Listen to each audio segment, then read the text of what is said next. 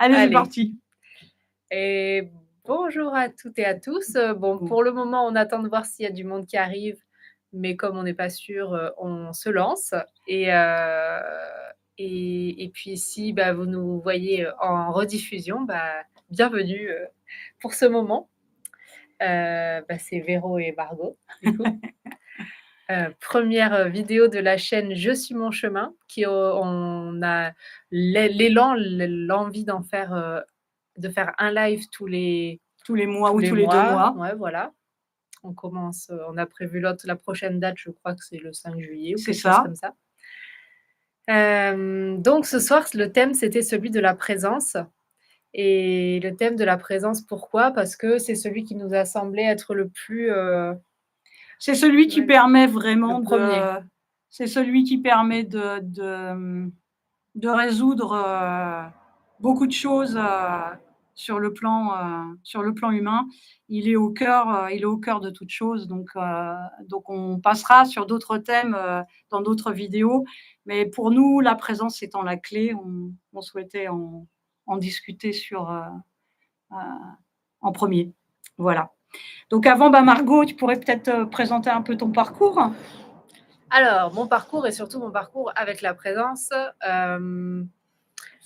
ben, je pense que ça fait au moins 10-12 ans que je suis en recherche de comment amener plus de présence dans ma vie, même s'il y a 12 ans, je pense que je ne l'aurais pas dit comme ça. Bah, en fait, je ressentais beaucoup de souffrance, que ce soit physique, mentale, émotionnelle, de sens à ma vie, etc. Et c'est vraiment, je crois, ces souffrances et les souffrances du monde, parce que je me demandais comment ça se fait que les enfants doivent souffrir, pourquoi. Et c'est ces souffrances qui m'ont amené vraiment à cheminer parce que j'avais le sens profond de me dire, mais je ne crois pas que ce soit ça le sens de la vie. Je ne crois pas que le sens de la vie, ce soit de souffrir. Il doit y avoir autre chose, ou alors il doit y avoir une bonne raison et je veux la comprendre.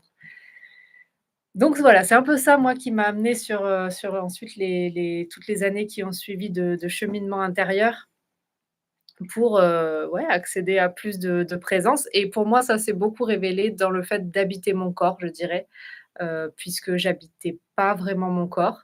Et donc, à partir de 20 ans, j'ai eu pas mal de soucis de santé qui se sont déclarés.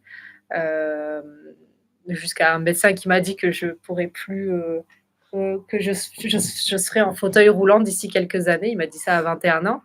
Je suis pas du tout en fauteuil roulant, au contraire. Donc, ouais, c'était un chemin de réconciliation avec mon corps et de venir le réhabiter. Ouais, je peux dire déjà ça en quelques mots sur. Enfin, et oui, bon, du coup, ça m'a amené après à cheminer, puis à accompagner d'autres personnes avec ma pratique, la respiration transformatrice, euh, qui est un peu la cerise sur le gâteau, qui m'a donné des clés qui me manquaient, un outil qui me manquait. Euh, mais c'est vraiment pas que ça qui m'a permis de cheminer. C'est un ensemble de plein de choses sur la présence et j'en découvre encore plein, heureusement. Et toi?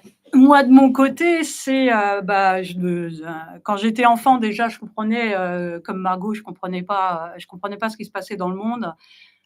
Très tôt, j'ai commencé, enfin, comme tous les enfants, j'ai dessiné, sauf que j'ai poursuivi après et je peignais ce que je ressentais euh, de ce que je voyais dans le monde. Et je me souviens qu'on me parlait du divin, de Dieu, etc. Et à l'âge de 13 ans, déjà, je disais, bah, si Dieu c'est ça, moi, j'en veux pas. Et donc, du coup, le sens de la vie, pour moi, ça a été très difficile pendant de longues années. Et puis un jour, j'ai fait une rencontre. J'ai fait la rencontre de quelqu'un qui m'a fait découvrir ce que je suis, ce que nous sommes tous réellement à l'intérieur et qui m'a fait découvrir l'existence de la lumière. Et là, c'est tout mon univers qui a changé. Avec quel âge? J'avais 29 ans. Donc, donc tout mon univers a changé, toute ma façon de voir la vie, tout a changé quasi du jour au lendemain. Bien sûr, après, il y a eu beaucoup de chemin, beaucoup de souffrance, jusqu'à une EMI, donc une expérience imminente de la mort. Euh, qui là m'a fait tout arrêter, partir de Paris, puisqu'à l'époque j'étais à Paris, et partir à la campagne. Et la vie a de l'humour parce que je suis partie en Creuse et c'est là que j'ai creusé sur moi pendant 7 ans pour repartir encore dans la région dans laquelle je suis aujourd'hui et faire un parcours de thérapeute, mais aussi démarrer un parcours spirituel que je fais depuis 33 ans, où là j'ai redécouvert véritablement le sens de la vie et, et la raison, comment dirais-je, et justement ce parcours vers la présence et de s'apercevoir que plus j'étais en contact avec moi-même, avec ce que je suis au plus profond de moi-même, avec cette présence, et plus sur le plan émotionnel, sur le sens de la vie, sur la direction, je m'alignais de plus en plus et c'est toujours ce que je fais aujourd'hui en avançant à mon rythme. Voilà pour ce qui est de mon parcours, hein. Il y avait une question moi que j'avais envie de poser, heu, qui est celle de pourquoi c'est si important d'être présent? Pour toi, ça serait quoi? Oui, mais je me suis, posé cette question dans la voiture avant de venir et je me suis dit: «C'est de pas passer à côté de ma vie». Hem, ouais, parce que je pense que j'ai souvent eu l'impression de pas être vraiment, en pleine possession de ma vie, c'est-à-dire de pas faire exactement ce que j'ai envie de faire, de pas dire ce que j'ai envie de dire, de pas agir, ce que j'ai envie d'agir et du coup, je pense que la présence, ça m'amène ça, ça m'amène à réaligner mes actes, mes paroles, ce que je fais finalement, tout, ensemble, quoi. Donc pourquoi est-ce que c'est important pour moi, en tout cas, d'être présent? C'est pour ça, pour pouvoir, vivre ma vie. Je dirais aussi que ça amène plus d'amour et de joie en plus, mais voilà, je dis déjà quelques mots. Et pour toi? Bah, pour moi, c'est pareil. En fait, il y avait beaucoup de souffrance, donc à un moment donné, tu cherches à comprendre pourquoi et c'est le travail spirituel que j'ai fait et que je poursuis, qui a donné ce sens. Parce que pour moi, la présence, c'est déjà être en soi.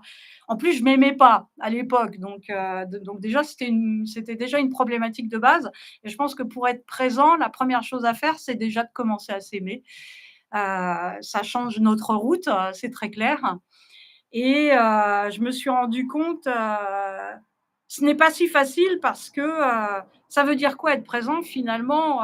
C'est être présent dans son cœur et pour avoir fait déjà 33 ans de parcours, être dans son cœur, c'est un peu comme des étapes, hein. Heu, il y a des qualités de présence, qui évoluent au fur et à mesure, hein, et ce sont ces qualités de présence qui amènent à des qualités de discernement, qui amènent à la quête de l'amour réellement, heu, qui me fait avancer.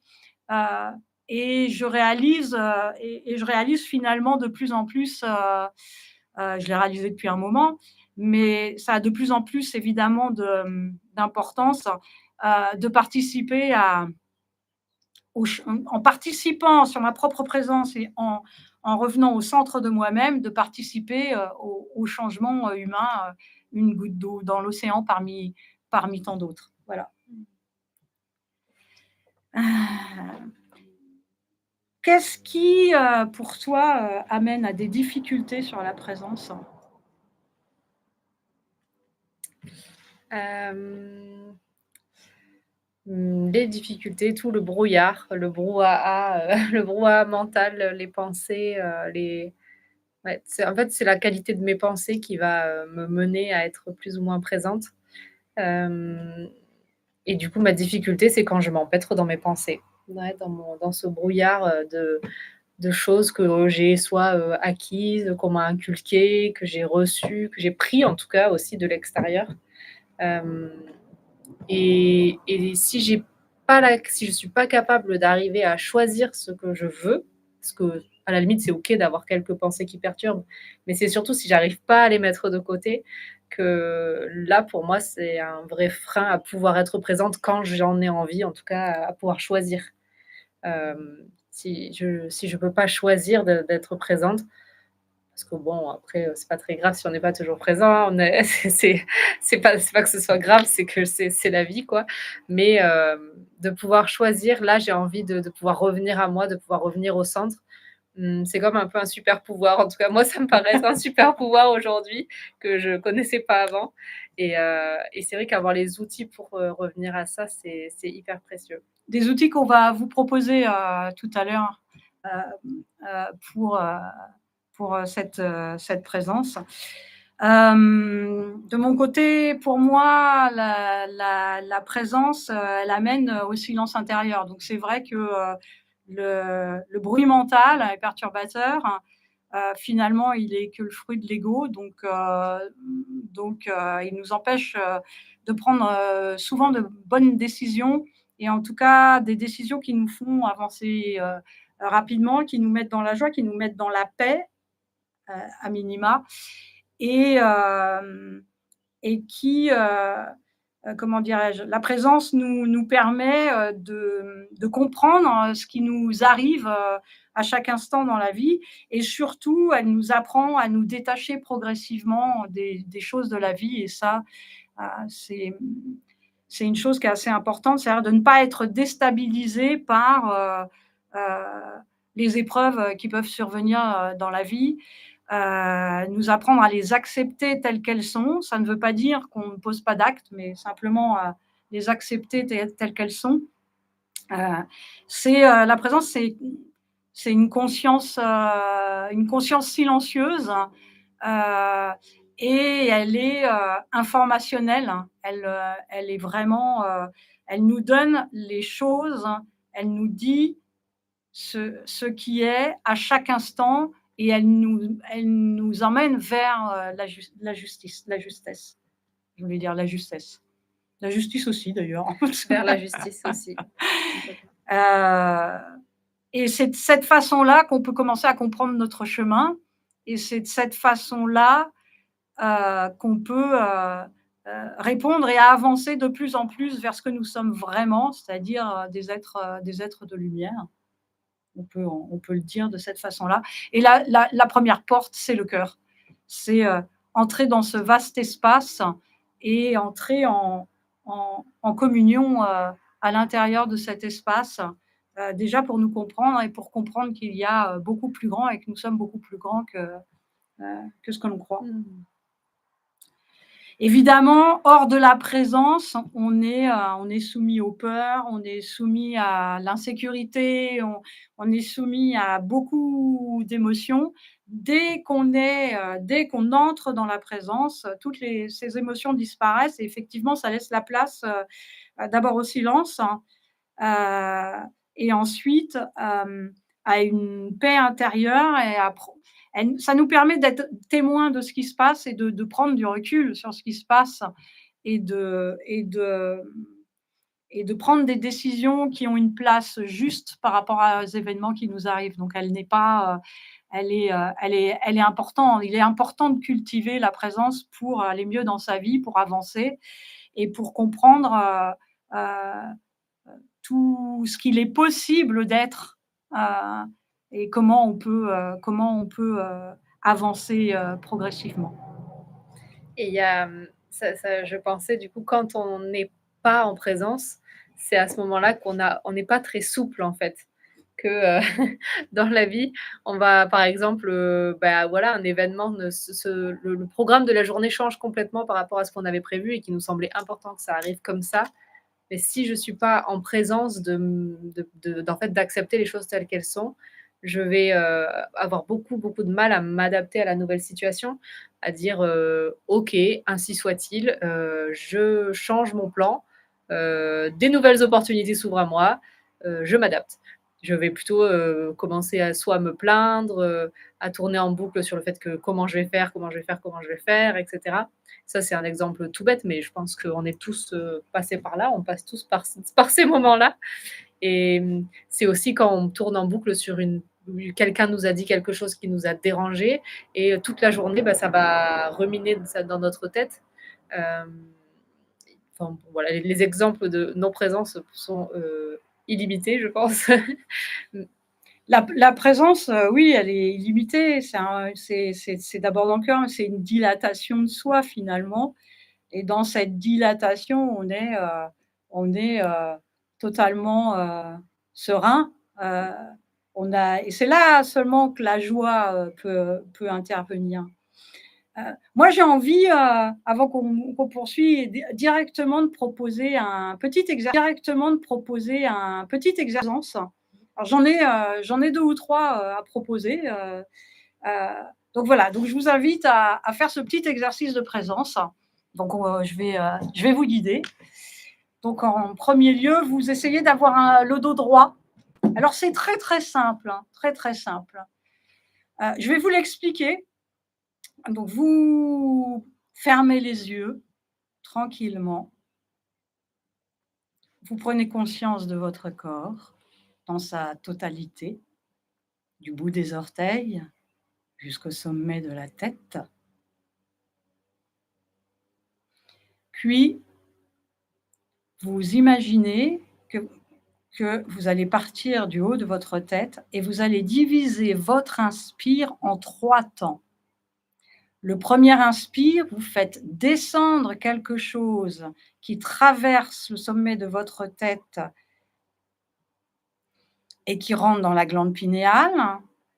Vous prenez un deuxième inspire de la glande pinéale jusqu'au creux de l'épaule droite, puis un troisième inspire, donc il n'y a pas d'expire, troisième inspire du creux de l'épaule droite au centre de la poitrine.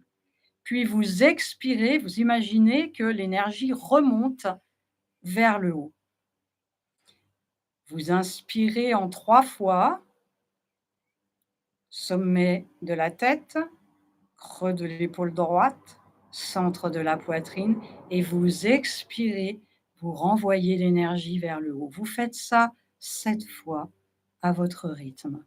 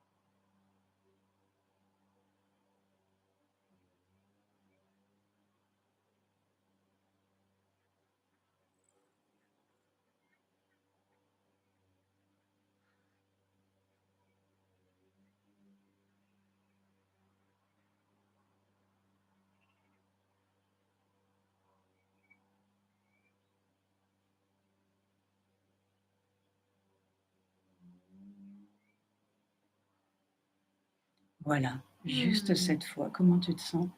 Ouais, moi ça m'a fait du bien. Voilà, c'est un petit exercice. Honnêtement, ça fonctionne très, très bien. Vous êtes en stress.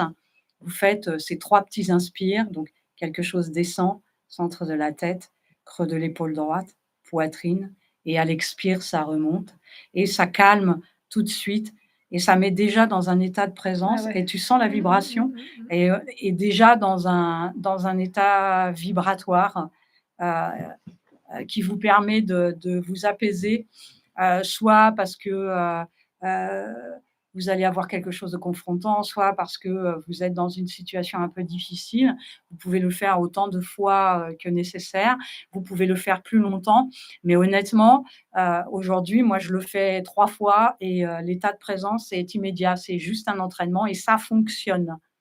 Voilà. Ouais, il y a pas besoin de le faire pile 7 fois, forcément. Non, c'est bien quand C'est un on minimum. n'a pas l'habitude de le faire 7, 8 fois. De toute façon, on peut le faire autant de fois que nécessaire, mais c'est un exercice de présence qui permet, de en toutes circonstances, où que vous soyez, de vous placer, à l'intérieur du cœur et d'être en connexion totale avec votre corps, avec votre environnement et de vous apaiser immédiatement et de pouvoir, trouver un espace, de vous retrouver dans un espace de calme.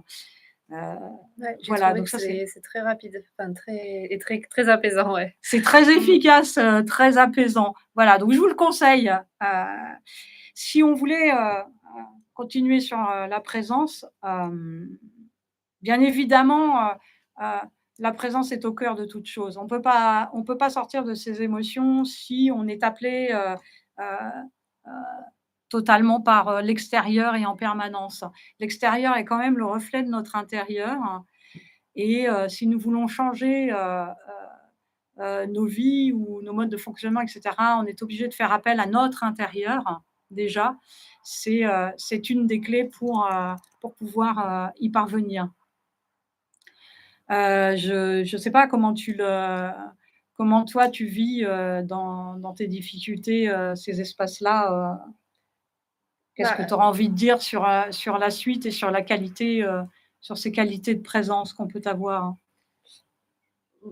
moi, je dirais, je sais pas si c'est exactement ça, mais je dirais que ce qui me permet d'être de plus en plus présente, c'est de me détendre, dans la divine présence, Et c'est de me déposer, en fait, là où avant, bah, déjà, je ne savais pas que ça existait, qu'on pouvait se déposer dans quelque chose et c'est très intéressant parce que c'est ce que je vois, en fait, dans les séances de respiration, parce que, du coup, j'accompagne les personnes sont allongées et elles respirent amplement et en fait, ça nous révèle un peu toutes les tensions dans le corps et ce que ça révèle, c'est qu'on a une énorme difficulté, pour tout le monde, à se déposer complètement, à vraiment comme si on était porté par la vie. Moi, l'image que j'adore, c'est, comme quand on est enfant, certains, bah, on a pu être portés par notre père ou notre mère, même à 7 ans, à 4 ans, parce que, on s'est endormi dans la voiture, puis il faut nous ramener, dans notre lit et donc on se fait porter comme ça et on a cette impression d'être, on lâche complètement, on est complètement confiant que notre parent va nous prendre et nous déposer, par exemple.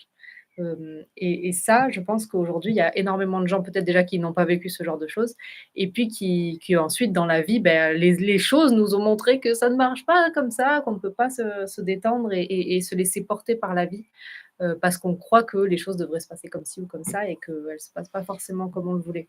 en fait, la problématique, c'est de vouloir le contrôle en toute chose, qu'on le fasse consciemment ou inconsciemment. On est toujours dans pendant longtemps, tant qu'on n'a pas décidé et même quand on a décidé de faire ce chemin, de la présence, pendant longtemps, on est, bourré de résistance, de construction, sur lequel heu, on s'est formé, par rapport à la vie et la vie de chacun, étant différente, on retrouve quand même les mêmes émotions et des comportements, heu, qui nous amènent et le monde qui nous amène à sortir de cette présence alors qu'en fait, heu, toutes les solutions se trouvent dans cette présence. C'est-à-dire, pour moi, il faut revenir, vers cet intérieur et de cet intérieur, observer, le monde et notre propre monde, notre propre monde intérieur, de manière à pouvoir évoluer. Donc effectivement, la présence jamais sur le plan, du divin, la source de notre essence et heu et c'est aussi, plus nous la cultivons, plus à un moment donné, on peut accéder en tout cas à une certaine lumière qui elle aussi peut être grandissante suivant les chemins de chacun et ce que nous faisons pour. Et c'est cette présence, cette lumière qui nous anime, puisqu'on l'a tous en potentialité, un peu comme une bougie, mais devenir un feu est une autre histoire. Heu, mais en tout cas, déjà, cette présence, cette qualité de présence, va nous amener à sortir, de cet appel extérieur en permanence qui crée du stress et toutes les émotions qu'on ne va pas décrire, que vous connaissez tous et qui nous empêchent de vivre, sereinement. Donc, se diriger vers cette présence au travers des exercices, au travers aussi de la recherche de nous-mêmes. Je suis aussi thérapeute depuis 30 ans. Heu, je ne finis pas d'être, autant ça me permet d'aider les autres et de participer, que ce soit physiquement, que ce soit, énergétiquement ou que ce soit, sur le plan de la conscience, et cetera. C'est quelque chose que je fais aussi avec moi-même, pour évoluer et je me rends compte que sur, ces 33 ans de chemin, même si j'ai déjà commencé à me poser des questions, j'avais 15 ans, j'en ai 63 aujourd'hui, donc voilà. Je réalise que l'intérêt, c'est de se regarder avec vérité et honnêteté, de ne pas avoir peur d'observer ses ombres, et de ne pas être, comment dirais-je, de ne pas rentrer dans le mea culpa parce qu'on n'est pas parfait. Et d'ailleurs, on peut se poser la question si finalement, humainement parlant, peut-on vraiment être parfait? Non, mais par contre, ce qui vit à l'intérieur de nous et la source pouvons être totalement habités, où cette présence, elle est parfaite. Il y a quelque chose de nous, en notre essence, qui est parfaite. Mais le tout, c'est d'incarner cela totalement et de laisser exister, se manifester cette, cette présence, cette façon d'être. Et donc, on est obligé de passer par des nettoyages.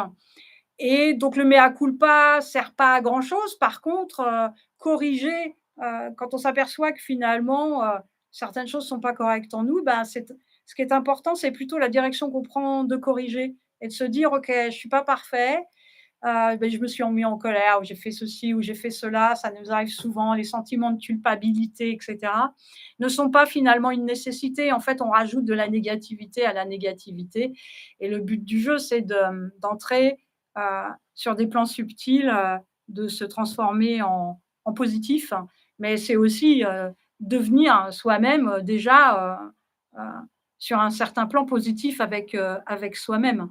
Et donc le seul moyen, c'est d'entrer en vérité avec soi, avec honnêteté, de regarder et de se demander qui on veut être. Mmh. Qu'est-ce qu'on choisit finalement comme direction?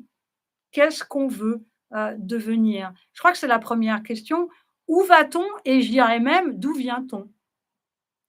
Et c'est un peu effrayant parce que parfois, toutes ces questions de qui je veux être, heu, personnellement, je sais que je me suis construite pendant toute une période sur beaucoup de valeurs, d'idées assez préconçues que j'ai trouvées dans la société. Et en fait, plus je voulais aller vers la présence, plus je me rendais compte que toutes ces idées préconçues, enfin toutes ces idées, ces valeurs et cetera, n'étaient pas forcément les miennes, les profondes, mais c'était un peu des trucs de surface. Et j'ai dû, remettre à l'endroit ce qui était en fait à l'envers à l'intérieur de moi. Et en fait, ça m'a fait quitter beaucoup de choses, beaucoup d'espaces qui étaient, pour moi confortables parce que c'était mon milieu social, parce que c'est, ce que je connais, c'est comme ça que j'ai toujours été. Et ça en fait, ça remettre ces valeurs à l'endroit, remettre, qui je suis à l'endroit, enfin qui je croyais être à l'endroit, ça m'a permis d'accéder à plus de présence, mais ça m'a demandé de lâcher pas mal de choses, pas mal de constructions que je pensais, être moi. Bah, c'est comme quand on veut faire un bâtiment neuf. Moi, j'avais fait des études d'architecture avant de devenir, thérapeute holistique. Il y a une fondation de base. Parfois, la fondation, elle est pas terrible, hein, donc bah, on va refaire les fondations, mais surtout, on va refaire la construction, heu on va regarder si tout est OK, dans cette, construction. Et c'est ça qui est important, c'est comment on veut se construire, quelles sont nos véritables valeurs, hein, et rester fidèle à nos valeurs qui, bah, même si c'est parfois difficile. Et il y a une chose qui est importante dans la présence, c'est, le silence. Si on fait silence à l'intérieur, on n'est pas dans la réaction, permanente. C'est ce qui fait les difficultés de ce monde, c'est de réagir à chaque fois, au lieu de se poser à l'intérieur, dans sa présence et d'amener à de la bienveillance, même si il peut y avoir des choses qui sont difficiles à dire, qui peuvent être dites avec fermeté. Mais la fermeté ne veut pas dire du non-amour, hein, ou de la non-présence, mais ça peut éviter, heu des mots, qu'on regrette d'avoir dit, des choses qui ne sont pas constructives, pour soi, pour l'autre. Heu et donc ça commence par là. Et dans cette présence, oui, effectivement, il y a les clés, d'un mieux vivre, déjà pour commencer, et d'une meilleure, communication avec soi et avec l'autre et donc avec l'ensemble. Et pour en revenir à une présence, de plus en plus poussée, il est vrai que pour moi, c'est pas dans l'absence, du divin, de la grande conscience, on peut l'appeler comme on veut. Heu, c'est, heu, c'est l'idée que finalement, si on laisse ce souffle divin, cette présence intérieure, heu et si on arrive à fusionner, avec le divin, à ce moment-là, il y a les réponses sont là immédiatement.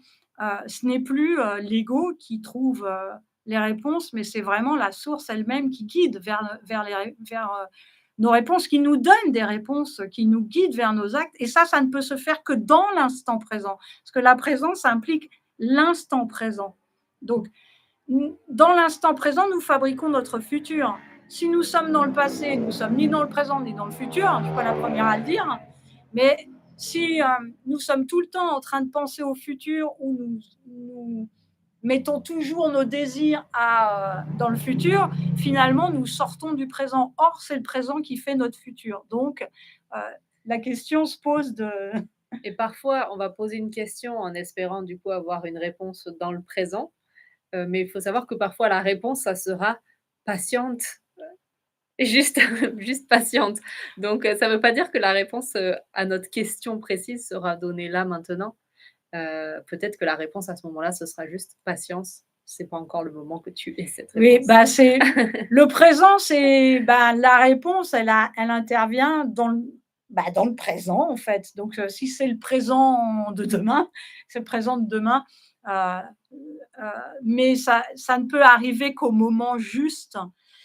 Et ça implique finalement faire confiance à sa propre présence, à la présence divine. Ça implique quand même une confiance. On peut parler de foi, hein, on peut parler de confiance. Pour moi, c'est pareil. Euh, dans une nature qui est plus élevée en nous plutôt que de rester collé dans nos fonctionnements habituels, de ne pas avoir peur d'aller à la découverte des possibilités que nous offre la présence. Parce que souvent, on voit les choses d'une certaine manière, donc ça peut être comme ça peut être comme ça peut être comme ça. Mais quoi qu'il en soit, ça fait toujours, il y a toujours avec l'ego quelque chose qui ferme un peu. Alors que quand on est dans la présence et qu'on fait confiance à ce qui est véritablement notre nature divine, alors du coup, on ouvre large et on peut avoir des réponses auxquelles on ne s'attendait pas du tout ou une direction qu'on va prendre qu'on n'attendait pas du tout. Et finalement, ça s'appelle vivre aussi, sans essayer de programmer quoi que ce soit. Et du coup, quand on commence à entrer dans cet univers, bah, la vie devient finalement plus simple et et donc quand la vie devient plus simple, elle devient, plus heureuse. Et je pensais à une pratique, qui est assez simple et qui amène, aussi à pouvoir faire tu as parlé plusieurs fois de nettoyage intérieur et tout ça. Moi, j'aime bien imaginer que j'ai une cathédrale à l'intérieur de moi, soit une cathédrale ou on peut imaginer son temple ou son église, un peu ce qu'on veut. Mais imaginer qu'on a sa cathédrale à l'intérieur, parce que l'intériorité c'est là d'où tout part. Donc, il faut vraiment aller regarder à l'intérieur qu'est-ce que je suis à l'intérieur. Et donc cette cathédrale, on peut aller voir, ben, déjà, est-ce que c'est une cathédrale? Est-ce que c'est, une cahute? Est-ce que c'est quoi? C'est quoi à l'intérieur de moi, mon espace sacré? D'où part mon énergie? Et imaginer, bah, est-ce que j'ai passé le balai dans ma cathédrale? Est-ce que j'ai, ouvert les fenêtres? Est-ce que j'ai laissé rentrer n'importe qui dans chez moi? Ou est-ce que au contraire, j'ai réussi à bien poser, bah, le cadre de ma porte, de ce que je permets d'entrer et cetera ou non? Et je sais que ça, c'est chez moi, ou est-ce que au contraire, j'ai réussi à bien poser, bah, le cadre de ma porte, de ce que je permets d'entrer et cetera ou non? Et je sais que ça, c'est en tout cas de revenir à l'intérieur, et de voir un peu où j'en suis avec l'état de ma cathédrale intérieure. Est-ce que j'en ai pris soin? Ah, c'est toujours l'histoire du cœur. J'ai un deuxième exercice, on a fait le premier tout à l'heure. J'ai un deuxième exercice justement sur le cœur. Tout est dans le cœur. C'est la première porte à passer hein, avant de s'élever. Il y a pas de, on n'a pas d'autre choix que de passer par le cœur. Cette qualité de présence est vraiment passe à l'intérieur du cœur. Donc, bah, je vous invite pour ce deuxième exercice, simple comme le premier. Peut-être ou même pas, on peut le faire, on va le faire 8 ou 9 fois, ce petit exercice. Donc, voilà, je vais vous guider. Donc, vous avez le dos droit, vous fermez les yeux, vous portez votre attention au centre de la poitrine. Vous entrez en profondeur au centre de la poitrine. Dans un premier temps, vous allez imaginer que de centre de la poitrine, vous montez comme un fil de lumière au creux de l'épaule gauche.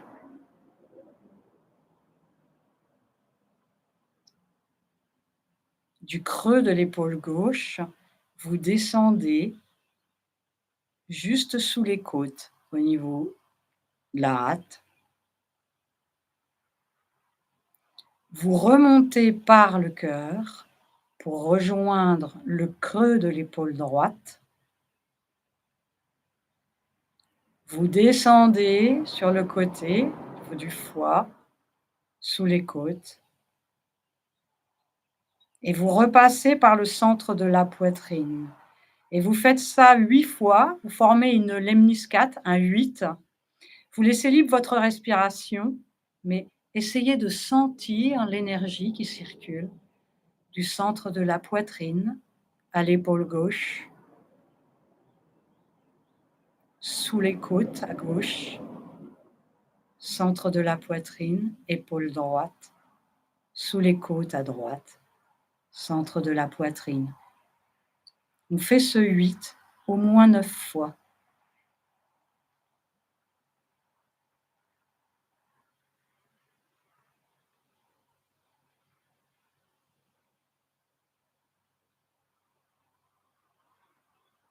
Vous pouvez utiliser votre respiration pour le mouvement, pour lancer le mouvement.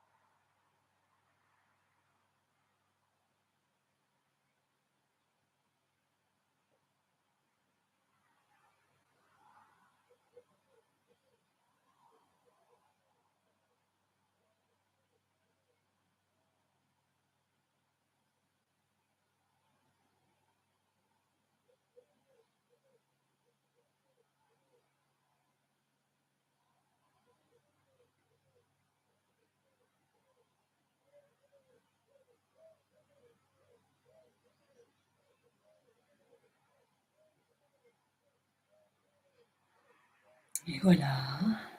Comment tu te sens? J'ai senti que c'était un peu plus difficile que l'autre pour moi. Je vois qu'il y a une personne, s'il y a une personne, est-ce que tu pourrais nous dire comment tu t'es sentie si tu as fait l'exercice, dans le chat? Si c'est possible, c'est notre premier direct donc voilà, on n'est pas encore, rodés pour ce genre de choses.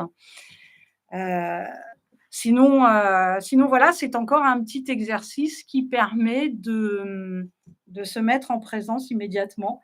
Ouais, comment tu l'as vécu? Bah, c'est juste que j'ai senti que c'était pas tout hyper fluide donc Ah bah, voilà. voilà, mais par contre le refaire plusieurs fois, c'était bien quoi. C'était de poursuivre, ouais. Alors c'est bien d'avoir cette fluidité, au niveau de ce mouvement, parce que ça ouvre des portes et ça amène à cette présence et c'est une fois de plus, comme celui de tout à l'heure. Alors il est peut-être un petit peu plus long celui-là, que le 1er, mais ça amène à pouvoir être présent très rapidement et plus on s'entraîne, ce que je disais tout à l'heure, moi je fais 3 fois et c'est bon. Alors je quand j'ai besoin, où je sois, je fais le premier, inspire, inspire, inspire, expire. Et sinon, quand c'est chez moi où j'ai du temps, je vais faire, celui-ci si, je suis dans un moment, un peu perturbé ou autre, heu, parce que, ça m'oblige aussi à être, dans une intention et une attention du corps encore, plus importante. Voilà pour, ce deuxième petit exercice, de présence. Hem, je crois qu'on pourrait dire, si on voulait résumer, on peut peut-être s'arrêter là. Tu diras, à moins que tu aies envie de rajouter quelque chose. En tout cas, pour ma part, ce que j'ai envie de dire, sur, sur la présence, c'est que c'est la vibration du vivant qui est en nous. Cette vibration du vivant, heu, elle est, en fait, elle est essentielle. Sinon, nous sommes toujours dans le cycle des émotions, chahutés par la vie, avec, je vois par exemple en thérapie, beaucoup de gens qui me parlent du sens de la vie, ils se sont réalisés professionnellement, ils trouvent pas le sens de la vie.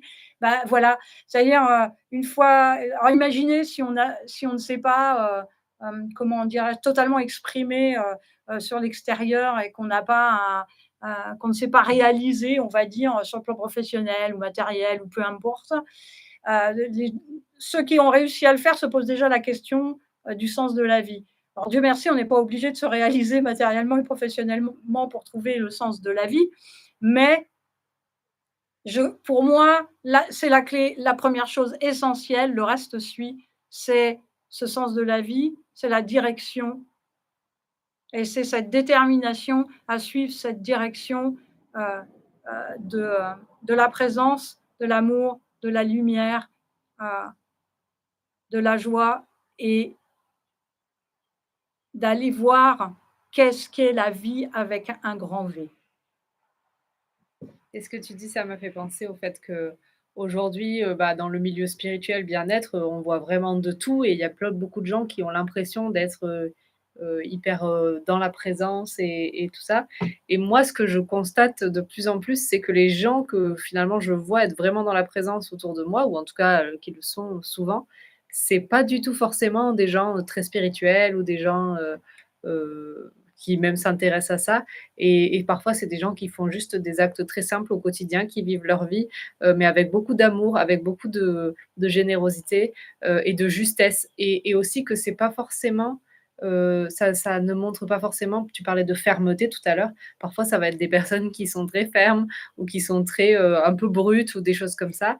Mais il y a aussi beaucoup de présence, dans ces endroits-là. Donc la présence pour moi, Elle est chez au-delà de quelqu'un, l'humain. voilà, c'est pas Elle est l'apparence ne au-delà de va pas l'humain. nous dire, «Ah Voilà. oui, cette personne est très présente parce que, elle a un Bouddha ou parce que, Non. elle fait de la méditation, tous les jours». Non, c'est pas ça qui va nous dire qui est présent ou qui ne l'est pas. Et d'ailleurs, on n'est pas dans une quête de c'est pas un concours de qui va être le plus le plus présent ou pas, mais pour moi, c'est important en tout cas de ça a été important pour moi de comprendre: «Ah oui, en fait, lui, il dit plein de choses, mais finalement, enfin, si on voit derrière ce qui se passe, sa vie de famille, comment il traite ses élèves, j'en sais rien, c'est pas vraiment ce qu'il dit. Donc voilà, de regarder plutôt, ce genre de choses. Ça nous permet et pour nous-mêmes de savoir: «OK, je parle d'amour». Moi, le nom de mon entreprise, c'est «L'amour au centre», par exemple. Mais est-ce que vraiment je le fais tout le temps? Ben, pas tout le temps, hein, mais j'essaye. Et moi, c'est parfum de présence, hein. Parfum de présence, voilà. Donc est-ce que nous, bah, est-ce qu'on chemine vers ça? Est-ce qu'on est là-dedans? Ben, c'est d'autres personnes qui le diront. Nous, on se regarde et on essaye de faire au mieux.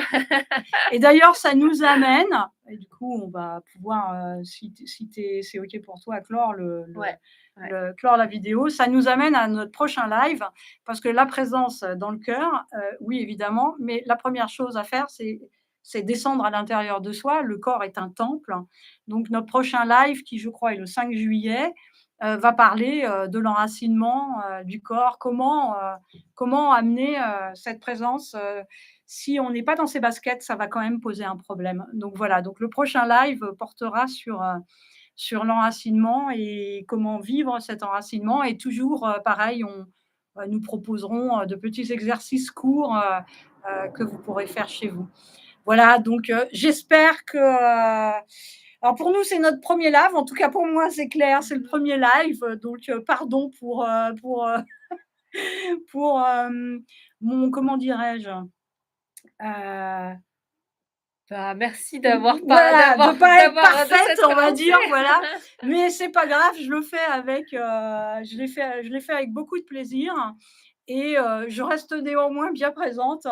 Voilà, ça s'améliorera sûrement avec le temps, mais ce qui est plus important, c'est ce que nous essayons de communiquer. On essaiera, de communiquer de plus en plus, Justement. facilement et justement, à force de faire des lives. Et si Voilà. vous êtes arrivés jusque-là, merci de Oui, nous avoir merci beaucoup. écoutés. Et donc, au 5 juillet pour ceux que ça intéresse. Au N'hésitez pas revoir. à faire tourner l'info si ça vous plaît. Merci.